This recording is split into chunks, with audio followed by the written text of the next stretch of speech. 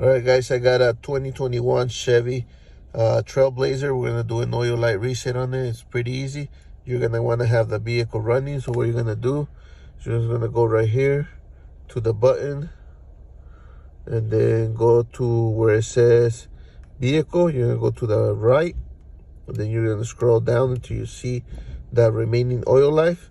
You wanna do is go ahead and press on this knob right here and hold it. Then you're gonna scroll up to where it says yes. You're gonna click down, and you can see right there 100% oil life reset. That's how you do it. Hopefully this video helps you guys. Like I said, you want to have the vehicle running. You're gonna be using just these arrows right here, this button to scroll down, and until you get to the remaining oil life. You're gonna press and hold it. It's gonna ask you if you want to reset. You're gonna scroll up and then press yes.